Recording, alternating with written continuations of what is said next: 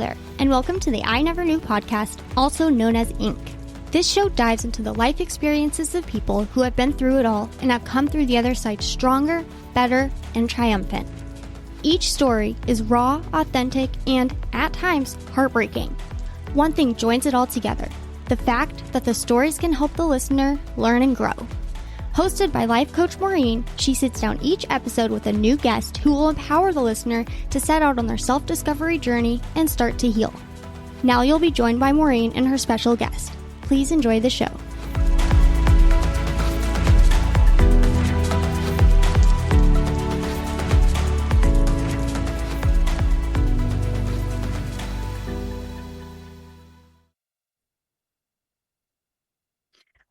Everyone, and welcome to this week's episode of I Never Knew But My Dog Did podcast. So happy all of you are here. It is a Friday that we're recording this, and I love Fridays because it just feels like sort of a little breather. We're heading into the weekend where we can have some fun. So I hope you guys are all enjoying your lives and having some fun. I have another fabulous guest, and we were just talking about his location, which is in Mexico, which was the neighbor to my old state, Arizona. And I'm very, very fond of the people and the places in Mexico. But we were talking about fun drinks, and I love that because I love trying lots and lots of good food and cultural food. But let me tell you about Gregorio. So Gregorio Craig Lewis believes in recovery with all of his heart. Sometimes life happens and things change. This author walked his talk straight into the gutter, living a fairly desperate and upsetting, yet transformative life while homeless until 4 years and 3 months ago. He's now living a new life, truly alive and well in the heart of Mexico. He is the evidence that if you want to get better, do the work, experience the improvements. This is my favorite part of what he says in his bio. And this it just made my heart jump. I love this. So Gregorio is the author of 3 coping skills workshops, and his workbooks are for people like him: the poor, the unwanted, the blamed, the hurt, the labeled, the outcast, and the rejected. And I don't think there's a description in there that any of us at some point in our lives can't relate to. I just think that's a fantastic way to describe it. Gregorio's workbooks are for people like you, the carers, the lovers, the educators, the agents of change, and the healers. Everything you read in his books was learned and earned the hard way. Recovery is some of the hardest work possible. Do it and keep doing it. This is my favorite thing. He says it is our honor to be a part of your kick butt healing journey. Woo! Can I get a woo? Can I get a yeah? Hell yeah. He's also a punk rock writer, a cat lover, and a grower of roses. And I just thought that was super, super cute. I had to add that in there. So good morning. Oh, how are you? Good morning, Maureen. Thank you for introducing me in such a lovely way. I'm really grateful to be here with you, and it's a pleasure to experience your energy. So happy that you're here, and I just feel this like-mindedness and like-spiritedness where all of the listeners are just like us, where we all just want to know how to live a joyful, peaceful life, and all that stuff gets in the way. So here on I Never Knew, we start with those stories where most of us have been, and it's our knee story, and we're down on our knees, and it's like, what can go more wrong right now, and how do I stop this momentum and get out of this thing and make some change? What's your knee story? I would say that fighting back against every monster that exists that has crossed my path, and doing it with the knowledge that I could lose, and doing it anyways, is my story in how do you say it? In a nutshell. In a nutshell, in a phrase, in a something. because the actual story, the facts are terrible, and they're real, and I live it, and I live it every day. So when you were reading the bio, I remember when I wrote that, and I do stand by that, and I do believe in it. It's funny though, because like hidden within those words is the actual, I guess, secondary truth, which is that, yeah, things are great. I'm kicking butt. Like, I'm a warrior, and I live really well. And every day is difficult in a way that I don't even want to tell people, because it's like people get put off by that. So I have to just kind of live it and keep going and make my decision each moment to be okay. And I just have to really forgive myself for every moment that I have that I kind of go astray. And the reason why I say all that is because I'm not supposed to be alive. No, I believe like that I was born for a reason.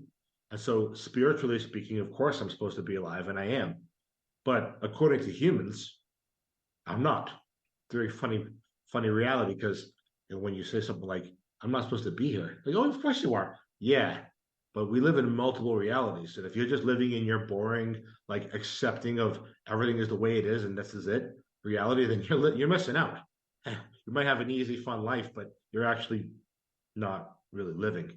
And so I chose to really live, and that required me to sacrifice everything I had, which was really nothing to begin with, because I guess what is my on my knee story and how did I get here today? It's, well, I'm either 49 or 50.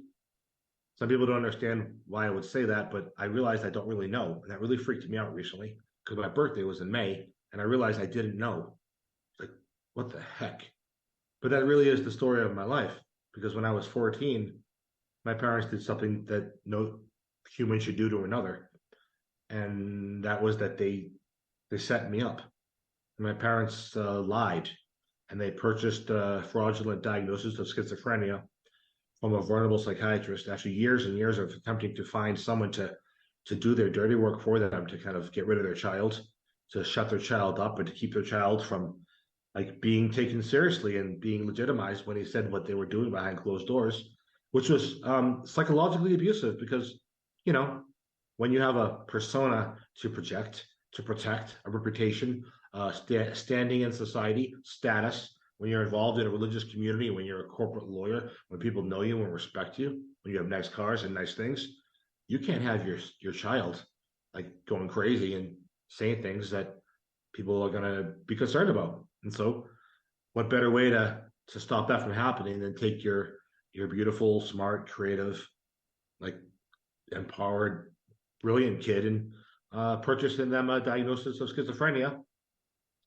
and forcing them into treatment for 28 years, where they swallowed approximately 80,000 pills until they found out via their own process of attempting to help themselves heal from whatever was wrong with them, which apparently, as I was told, was mental illness, but in fact, it wasn't. I was able to prove that I was a victim. And how did I do that? Well, in 2013, I was working for the Massachusetts Department of Mental Health as a mental health provider. And while I was working there, I obtained my mental health records from when I was a child. And when I was a child or a teenager, I was a ward of the Massachusetts Department of Mental Health, because my parents purchased a diagnosis of schizophrenia for me that was false and fraudulent, and they knew it. And how do I know they knew it? Because in 2013, when I obtained my mental health documents, while at the same time I was a staff trainer, providing CEU level training for psychiatrists and social workers and mental health providers for the Department of Mental Health. Upon obtaining my mental health records, it said that when I was a minor, they had documented that I was being abused and that I never had schizophrenia, and that I was given medication to silence me, and it was all done under legal threat that if they don't do this to hurt me, that they're going to get sued. And so I saw everything in their own handwriting. It was documented by their own people, and the statute of limitations for some of the things that happened to me don't exist, meaning that I had a very serious situation. And well, you can appreciate that was the end of my career, the end of my life as I knew it. I was ultimately able to get off of the psychiatric drugs thanks to a team of psychiatrists who were blown away by the reality and told me, if you don't stop taking these pills, you're never going to get better. Of course, my response to them was, you're crazy. I'm mentally ill. But guess what? By May 1st, 2015, I had been 1 day free of 28 years of constant drugs. And now it's what, July 7th, 2023, 8 years later. And I've not taken a pill since. They came after me. I've been locked up. I've been attacked. I've been smeared. I've been blacklisted. I've been threatened. I've been given ultimatums. I've been blackmailed by everybody. I mean, collectively, is like what I just stated, that whole list. I mean, everybody, not like everyone, like how we stay in the States. We talk in absolutes. I just mean by all bunch of people who know me, who could have helped me and should have been there for me, who had a job to do, who had ethical responsibility, or were a friend or a family member. So I mean, everybody that I kind of knew, not everyone in the whole world, because there's 7 billion of them. And Yeah. so ultimately, I lost everything I barely had. And then my career was ruined. I lost my home, my friends, all my stuff, and my mind. And so by 2018, I left the country. I became homeless, not by my own doing. I was punished financially. And I left the country, and I bought a one-way ticket to Paris, France. And I spent the next year plus traveling back and forth with nothing, giving mental health recovery workshop professionally anywhere I could find an agency that would pay me, and then anywhere I could find someone who would host me, even if I wasn't getting paid. And then I gave trauma recovery talks throughout almost the entirety of Europe, from Kharkiv, Ukraine, to Istanbul, to Athens, Greece, to Pristina, Kosovo, to Vienna, Austria, to even Dublin, where I was a lecturer at Dublin City University. So this is what I did. And then I moved to Mexico 4 years and 3 months ago, and I started a new life right before the pandemic. And I got kind of stuck because of the pandemic, and now I live here. And I just try my very best every day to be okay. I'm not really okay, just to be honest with you, Yeah.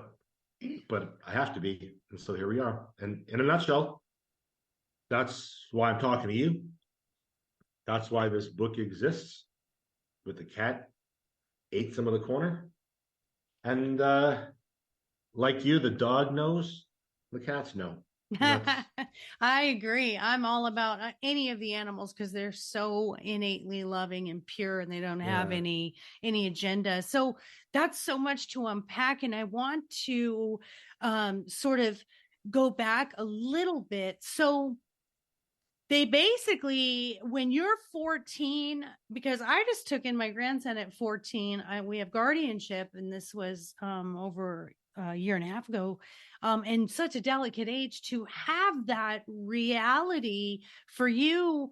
And like, I can't even imagine. So did they take you away and they locked you up in mental facilities, and no one explained to you why that happened? They documented that I wasn't sick. I mean, I can't even like make this stuff up. Yeah. Why would you? My admission documents from April 13th, 1988 say that I'm not symptomatic. It says that I have no psychosis. Why did they do that? The ultimate question is, why would a parent want to just basically get rid of their child? What was it that was happening or you were doing that was bringing shame, or whatever reasons they had? You'd have to ask them that question. But according to their friends and according to the therapists that I was meeting with in 1986, my parents were doctor shopping, which is a term that I was not familiar with until 2013 when I obtained those medical records. And I was like, oh my God, I need to find out what really happened to me. And so I looked on the internet, and I ended up calling a therapist who was meeting with me in 1986. And I left him a voicemail, and he called me back, and he said, I can't believe you're alive. And I understand that you want to know your story. So if you'd like to come in and meet with me for free, come do it, and I'll tell you what you need to know. And so the girl I was with at the time and we drove there, and he told me to my face, your parents set you up. He said, your parents were looking for a mental health provider who would agree with them that you were sick. And I told them, much like all the other people before me and those after me, until they found someone to agree with them, they probably paid them, that your parents were dysfunctional and needed mental health care, and you were reacting to their behavior.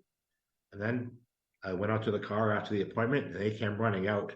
And he said, hey, do you remember this woman named so and so? I said, yeah. Uh, he said, well, I married her about 10 years ago or longer. Do you want to talk with her? And I said, yeah. Now, who this woman was my mother's best friend during the time period when they were doing this to me. And in fact, this woman actually went with her to visit me in one of the facilities. And so she told me that, I'm sorry, your mother did this to you. She was sick. We tried to protect you. This is what we did to try to help you. And she threatened people. And she ended our friendship the moment I spoke up about this. And that's her story. You were a Wow. victim. You were not sick. And somehow your parents were very sick. And that's what happened. There's a So, word, sorry, there's a term for what they did. It's called Munchausen's syndrome by proxy. mhm. And now it's known as fictitious disorder imposed upon another.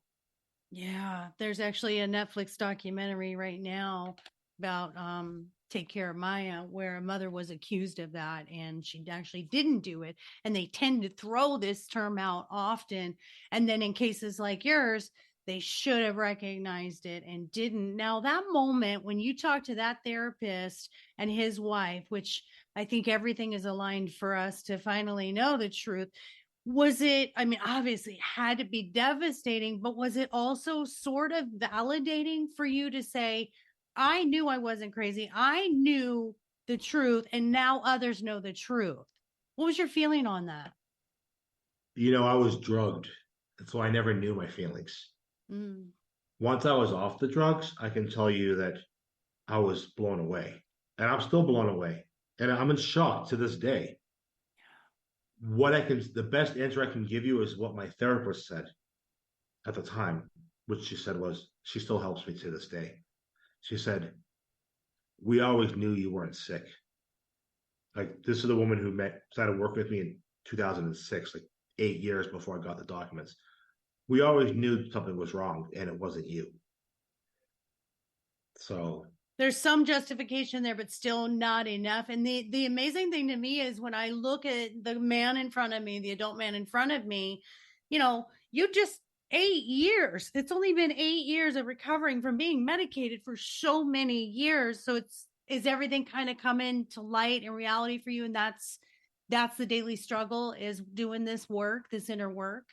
the biggest problem I have was money because, like, I mean, my career was taken from me. I was given ultimatums to be quiet by my family and others or else. And I definitely lost everything. And it wasn't like I just like made a bad decision and, didn't pay my bills and didn't do things right. No, Yeah. I was helped down straight up. I was helped down by people whose job it is to help people up. Uh, Mm. Not just like my family's responsibility to love their child. They also helped me down. But after 28 years of being labeled and diagnosed and self-identifying, it's hard to find someone who's going to listen to you. And so now it's 8 years later, and a lot of people listen to me. I have a lot of, I don't like the word haters. That's not my word to use, but a lot of people don't care for me because I represent something that a lot of people don't want to believe. I mean, think about it. How many people out there know that they were hurt when they were young and they ended up getting drugged and then they ended up getting hooked on pills, and then those pills didn't make them better. They just kept them like, I don't know, something. They still have their episodes. What does that tell you about them?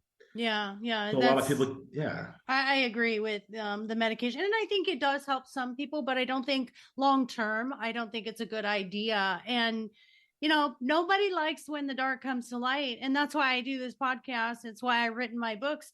You bring up things that happen in your childhood or with people who have wronged you, and there's a fear there of exposing them, and it's our job to be brave, and you're being brave. Why were they threatened? Why was your job taken from you? Because that department was covering as well? Okay. In 2015, I was still working under a DMH contract.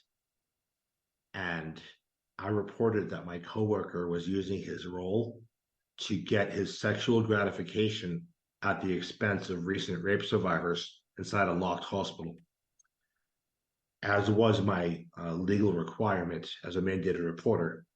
And so that company I worked for covered it up, and they went after me. It was massive retaliation. And when I called the legal department of the Massachusetts Department of Mental Health, their response, among other things, was to ask me if I was taking my medication. And I realized in that moment that they already knew very well who I was because I worked for them. I mean, you can still look me up now. I'm on their website 10 years later as like someone that they were honoring on video. Like I was a well-known actor in the community. I was a well-known player in the mental health recovery world. I'm still well-known. You can look me up on the internet 10 years ago, 12 years ago. But they knew that you can't have this guy telling this truth because there's liability here. This is a story that proves that this happened. He can back this up because of us, right? So they killed two birds with the same stone. Yeah, definitely, because they didn't want that exposure. And so it was easier for them to continue the narrative of you having a mental illness and not being on your medication. I mean, they had all the medical records that were false to back it up. And so, the thing that I just was thinking as you were speaking is you work to help others. So you've created these workbooks for others. And I want to say this, listeners, as a life coach and many of my friends in the health and wellness industry, we're just normal humans who have our own stuff. And yet, all that we have been through, we bring forth to help others. And I think in this case with Gregorio, you help others to cope. But I love your honesty when you say, but I'm not okay. I'm not always okay. And as a mental health provider, isn't it incredible that sometimes we don't even know much about ourselves? As much as we're good at helping others look deep inside, we aren't always great at doing all of the work. So talk to me about how you teach people coping skills and how you utilize it yourself in your recovery. Thank you. I haven't really had a job in a long time. I live this life. I walk this talk. The books I had authored back years ago are still used, and they're used to this day as support groups. And the new books I've authored, in addition to the one I've told you about, are even to this day used by people around the world. And I know that. So how do I teach others? I think because I'm very public and I speak my truth without fear, and I've done so defiantly in the face of the authority and the power that is respected in our country, and I've done so unflinchingly, and I've done so confidently, naming people and naming organizations with a big smile on my face. And I named my new book after myself just because I wanted to make it easy for everyone to know that who I was and that I was here and that I was alive and my story is legitimate and I am real. And that unless anyone has anything to say about it, which they don't because they can't, I just get to smile and walk my talk and live my life and talk about cats and growing flowers and eating food that is new to me because I live in a Pueblo with pre-Hispanic food and also the amazing things that's how I teach people, I think, by living my path, walking my honest truth, engaging in my spiritual journey, not hiding who I am or what's going on with me and who hurt me, and not denying the truth that I could drop dead right now because I'm halfway broken. Like, I would say I'm 51% okay, and that's good enough for me. And if anyone else out there is 51% or even 50.01%, that's the lesson I want you to take from this conversation right now. If you're at the very minimum 50.01%, if you know anything about math, which turned out to be my favorite uh, class in college, then you know you're closer to 100 than you are to zero. And that means you win. That means you've already won. That means you're in control. That means no one can take anything from you that you don't let them. And if they do, you can do it again, or do it better, or do it differently. And that the world is yours and your life is yours. And if you die tomorrow, so what? Like, choose this moment right now to be yours. And if, look at someone like myself who does not give a you know what, even though I care very, very much, and be that person and be you, and let the universe take you wherever you need to go. That's the lesson that I want people to take from me in my books.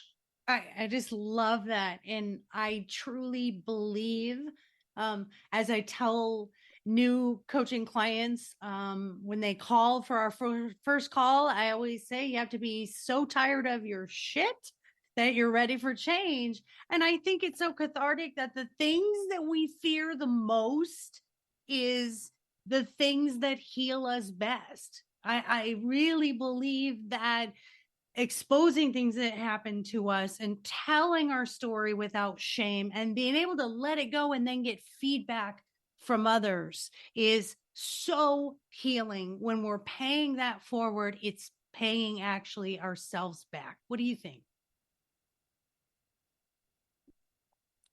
Excuse me, I had a friend who just knocked on my door, so I had to just tell him to go away.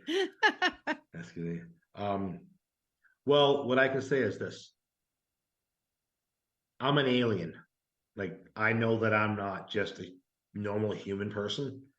And so the best thing I can do is give of myself from deep in my heart and hope that others can connect with that in a way that benefits their lives. And if it does, then I'm already a success. And if I can turn that into earning money that allows me to sustain my life and live a better reality, then that's great. I speak with lots of people like yourself, like beautiful, vivacious, amazing, like connected people, and you're always speaking about your coaching clients. And I just wanted to say, I don't have any, and I really would like to have some, because I know how to look you in the eye and tell you what you don't want to hear, but do it in such a way that just maybe you'll know that I'm telling you something that you really want to know. And I know this because this is my life journey. And it's what I do in my daily life, whether I'm getting paid for it or not. So I know I'm not a normal person, even amongst uh, uh, communities of oddballs and weirdos and survivors and, you know, different kind of folks. I know I'm way beyond that, because of how could I not be, based on what you heard from me in the first when I shared Yeah. my story. So that's But where I'm at. who wants normal? I don't want normal. I'm so far from normal. I'm so proud of being so far from normal now that, the reason that I went into life coaching was because it was so different from therapy and counseling, and no disrespect to them, but I'm saying the regulated way to be a therapist, or the regulated way to be a counselor, which insurance and government regulate, versus the freedom of life coaching to be able to say, man, I went through all of this stuff and I went through it for a reason. I should be able to pay this forward to others. And it's more effective to sit across from Gregorio and say, damn, I went through this traumatic thing. I don't understand why my parents did this. I don't understand why everyone seemed to have come against me. I lost everything. And you bring that forward, like you said. And our listeners, if anyone wants to have conversations with Gregorio and get some help and get those workbooks, we're definitely going to connect you. But the one thing, Gregorio, that I'm the most impressed with about you is in the beginning, when you're telling your knee story, losing everything and then still being able to go to Paris and all these countries. You were doing something in your mind like I had nothing. I was just figuring out how to hop from here to there and do some talks with all I knew was my story. That, my friend, right there is testimony, right, for your resilience and your ability to do something that most of us who live these people have these lives that don't have a lot of turmoil. They don't travel to Europe and do talks. They're not giving up everything they own and just hopping on a plane to Paris and figuring out their next meal in the next 5 minutes. That's the beauty of, I think, my guests and people that I've known who've been through so much difficulties and these experiences in life is the resilience factor. Do you remember how resilient you are? When you go in those moments of, man, I'm not okay, do you go back? I'm doing a life coaching right now. I just noticed. Okay, do it. I fell right into the life coaching mode, but if you were my client, this is exactly what I would say is when you start going down that rabbit hole of feeling that things are not where they need to be for me financially, abundant wise, I want you to go back to what I just said, which is your bravery, courage, resilience in the face of all of that is really who you are.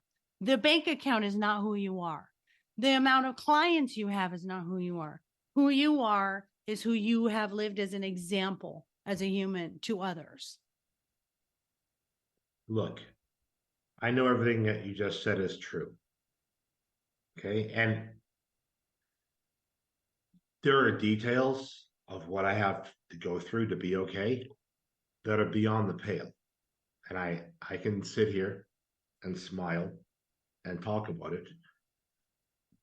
But just because I'm smiling doesn't mean it's not still very real. Sure. And that's the difference between me and perhaps a lot of people like me, that I don't have the luxury to just like live in that world where the bank account doesn't matter. Well, actually, yes, it does. When you have nothing and no way to earn money and no help, and you have to eat out of trash barrels and have sex for money and steal if necessary to get by, then the bank account does matter. No matter how good you are at helping other people, no matter how good you are at writing, even though I can't really read, I have the reading skills of a sixth grader or less, but I write books that are very successful. The bank account does matter a lot. And that's something that I think a lot of people don't actually understand. I think a lot of people in the recovery and the healing communities actually say what you say, and it's true because most people don't have a situation, perhaps, when they're doing this kind of work and living this kind of life where they actually have been choked to death and somehow they just didn't die.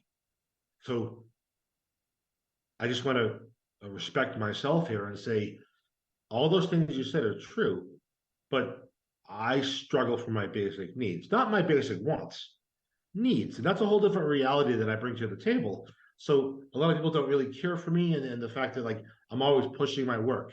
Please buy my books. Please do this because I actually need help. It's not like I'm trying to. Not like I have stability and this is the money I make after I already had stability and all this. No, my stability is doing exactly what I'm doing right now. So I hope you can interpret what I just said with deep respect. But it is the reality that I live. No, 100%. But I want to clarify what I said. I want to clarify. It is not that a bank account doesn't matter. That is our survival. Money is our survival. Abundance is our survival. Let me clarify, but it's not our identity. And the problem is in this world, the more money you have, the more respect you have, and the more power you have. And that is where I'm clarifying that we have to validate ourselves, and it isn't based on our bank account. But yes, we absolutely need to survive. That's human nature. The first thing our instincts do is survival. But what I was saying was we forget to pat ourselves on the back. We forget to say, damn, I made it through this thing. I am freaking amazing. And if I did it before, I can do it again. And that's what I wanted to clarify. And that's why the therapist who I first met with in 2006, she always had this phrase that I tattooed on me. Says, you don't unlearn progress. You don't unlearn progress. And what you just said is true. If you've done it once, then you can do it again. In my case, I never did it once. So I'm doing it for the first time. And it's not about the status.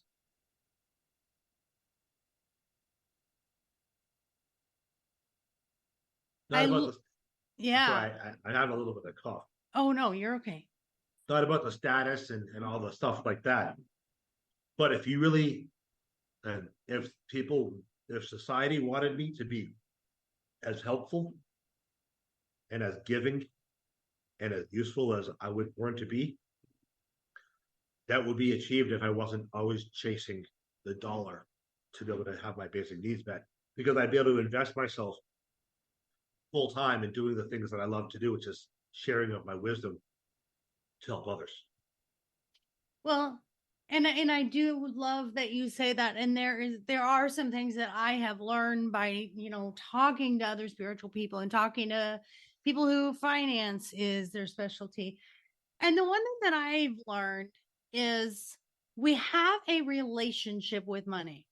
And some of us have great relationships, just like we have great marriages. And some of us have really crappy relationships with money based on what our programming was about money. If you lived in lack, you believe that you're chasing the almighty dollar is inevitable until, and this is the thing that I've kind of, because I've been in that place. I've been in that place where I couldn't make the mortgage and I had to work 2 jobs. I had to work a waitressing job at night to pay the mortgage as a single mother to keep a home for my children.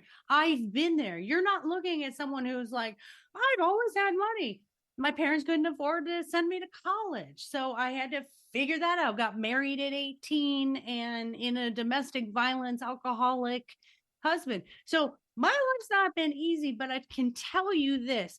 My daughter is the one that said, Mom, you have a bad relationship with money. And I said, what do you mean by that? And she said, you always think that money is the way you're going to be happy and money is the thing you're always chasing. You have to change that mindset to where I don't focus on needing the money if my daily needs are met. That's a different thing, right? I did what I could to make sure my children's basic needs were met. But abundance above survival is I have to believe I deserve it. I have to believe I'm worthy of it.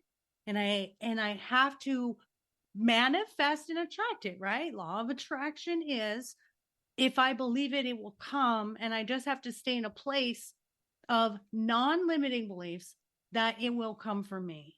And so that's sort of my little soapbox moment about money, because we are a society who validates based on the amount of money you have and ourselves. We literally look at our identity as how much money we have, and that's our worth. What do you think about that? I respect your journey, and I'm grateful that you shared it. And everyone has an experience like that, or everyone has some experience that has really interfered with their happiness in some way. Mm-hmm. Money does not define me. It doesn't even validate me. It doesn't even make me happy. It actually puts food in my mouth and keeps a roof over my head, and it gives me the chance to do what I'm doing right now with you today.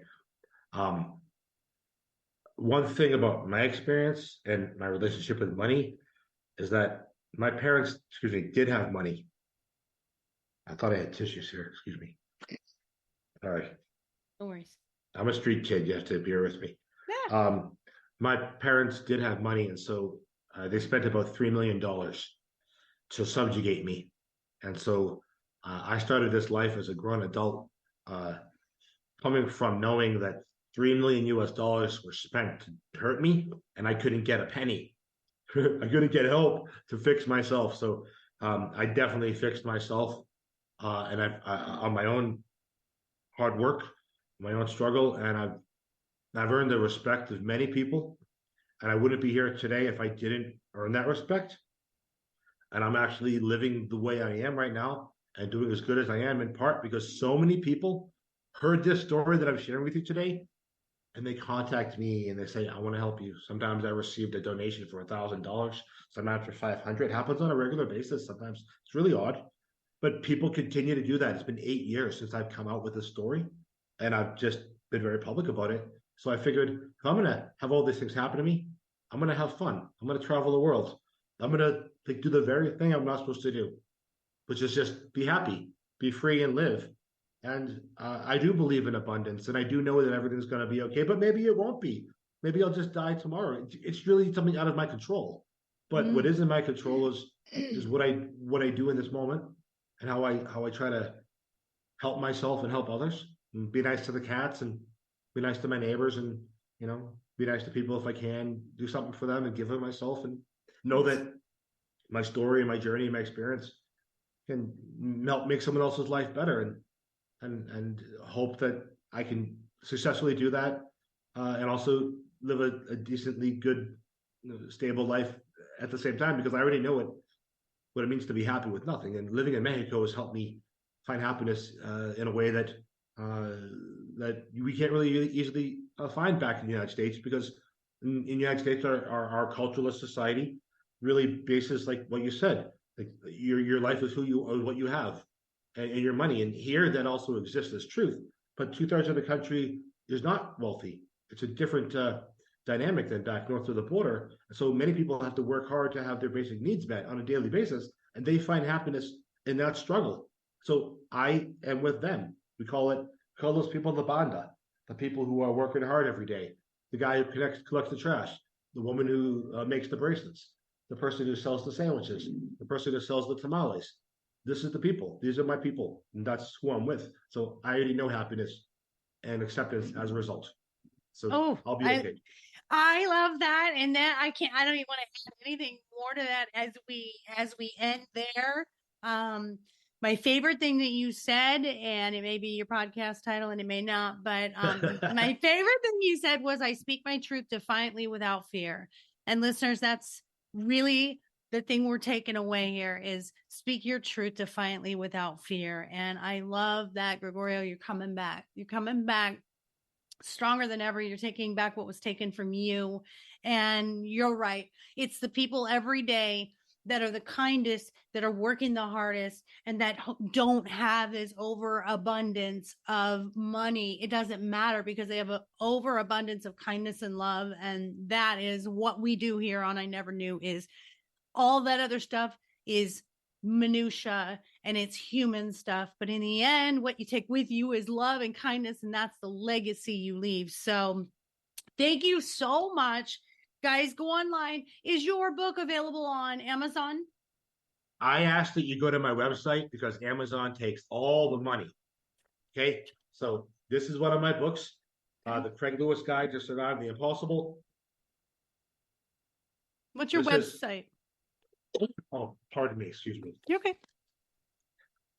It's sanityisafulltimejob.org. Sanity is a full-time job.org. What a cool name.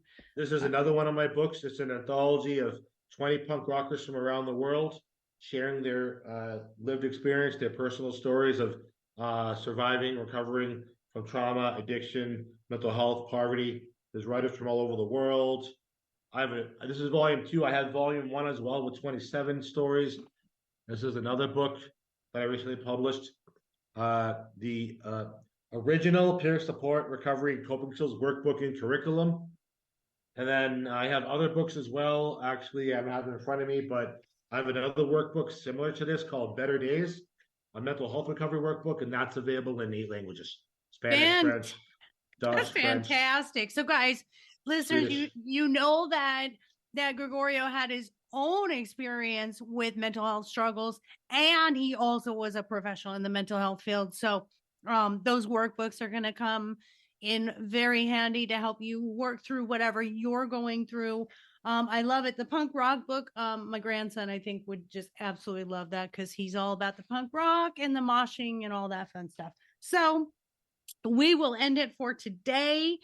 Guys, I hope you really enjoyed Gregorio's story and got some inspiration that no matter what you're going through, you can make it too, and you can be brave and courageous and resilient, such as Gregorio. And so I love you all for listening today. Don't forget to get a hold of me at lifecoachmaureen.com if you need coaching or you want to connect with any of my guests or you want to be a guest. And don't forget my books, My Dog is More Enlightened Than I Am, and My Dog is My Relationship Coach on Amazon, and our doggy boutique at mydogiseverything.net. Love you all for listening. Do not forget to go do those 5-star reviews. Share this, build the community, and love you all until next week. Have a fantastic week, and we are out of here. Say bye, Gregorio. Adios. Abrazo suerte. Gracias. Bye-bye. Thank you, Maureen. Mwah.